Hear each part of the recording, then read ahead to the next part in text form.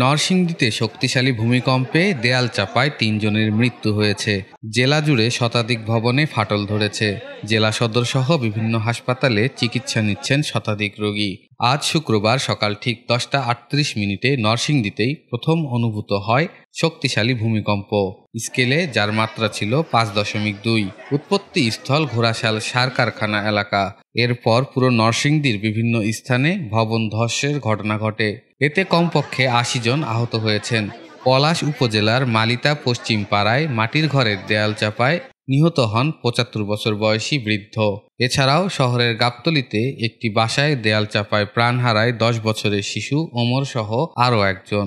এখনো পর্যন্ত 3 জন মারা গিয়েছে এবং আহতদের মধ্যে 10 জনের অবস্থা খুবই আশঙ্কাজনক। স্মরণকালের সবচেয়ে ভয়াবহ ভূমিকম্প আমাদের নরসিংদীতে আঘাত এনেছে। আমরা তাৎক্ষণিক খোঁজখবর নিয়ে আমাদের প্রতিবেশী দেলোয়ার সাহেব, যে বাড়ির মালিক হচ্ছে শান্তা, ওনার বাড়িতে ভাড়া থাকে। প্রতিবেশী বিল্ডিংয়ের আব্দুল আজিজ সাহেবের বিল্ডিং থেকে ইটের ওয়াল ভেঙে ওই দেলোয়ার সাহেব যে বাড়িতে ভাড়া থাকে ওই বাড়িতে দেলোয়ার সাহেব এবং তার ছেলে উমর, তার মেয়ে তাসপিয়া এবং তার আরেক বারাটিয়া, মোট 4 জন আহত হয়। 4 জন থেকে 3 জনের অবস্থা গুরুতর বিবেচনা আমরা সদর হসপিটাল প্রেরণ করি। এখান থেকে 2 জনকে ঢাকা মেডিকেলে প্রেরণ করা হয়। ওইখানে আপনারা ইতিমধ্যে শুনতে পেরেছেন যে উমর ইন্তেকাল করিয়াছে, ইন্না লিল্লাহি ওয়া ইন্না ইলাইহি রাজিউন। আর ওইখানে দেলোয়ার সাহেবের চিকিৎসা চলছে। এটা 5তলা বিল্ডিং, একটা ইট পড়ে না, একদম ওয়াল ভেঙে পড়ছে। নির্মাণাধীন ভবনটা যে যিনি করতেছেন উনি আসলে সেফটি ব্যবহার করেনি।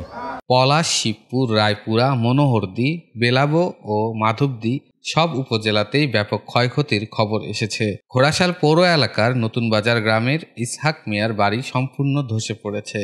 এছাড়াও শহরের বিভিন্ন এলাকা বিধ্বস্ত অবস্থার পাশাপাশি অগ্নিকাণ্ডেরও ঘটনা ঘটে। জাতীয় গ্রিডের সাব স্টেশনের যন্ত্রাংশ আগুনে পুড়ে যাওয়ায় বন্ধ রয়েছে বিদ্যুৎ সরবরাহ। ফলে বেশ কয়েকটি এলাকায় অন্ধকার নেমে এসেছে। ভূমিকম্পের খবর আসার সাথে সাথে আমরা নরসিংদী জেলা পুলিশের পক্ষ থেকে প্রত্যেকটি ইউনিটে আমরা সংবাদ দিয়েছি এবং আমরা খবর নিয়েছি যে কোথাও কোনো হতাহতের ঘটনা আছে কিনা। আমরা ইতিমধ্যে হাসপাতাল সূত্রে এবং আমাদের যে সূত্র আছে সেই সূত্রে আমরা জেনেছি এই হাসপাতালে 57 জন ভর্তি হয়েছে। এর মধ্যে বেশিরভাগই প্রাথমিক চিকিৎসা নিয়ে তারা চলে গেছে। 3 জনের অবস্থা খুবই গুরুতর এবং একজন এখনও এখানে আছেন এবং 2 জন ঢাকায় রেফার করা হয়েছে।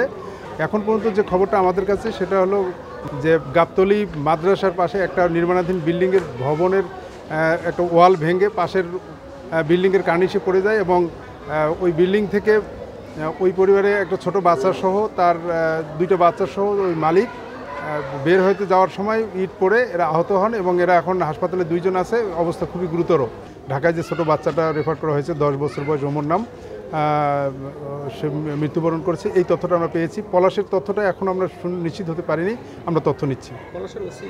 ভূমিকম্পে ক্ষতিগ্রস্ত এলাকা জরুরি ভিত্তিতে পরিদর্শন শুরু করেছে প্রশাসন। পরিস্থিতি নিয়ন্ত্রণে রাখতে কাজ করছে পুলিশ, ফায়ার সার্ভিস ও স্বেচ্ছাসেবক দল।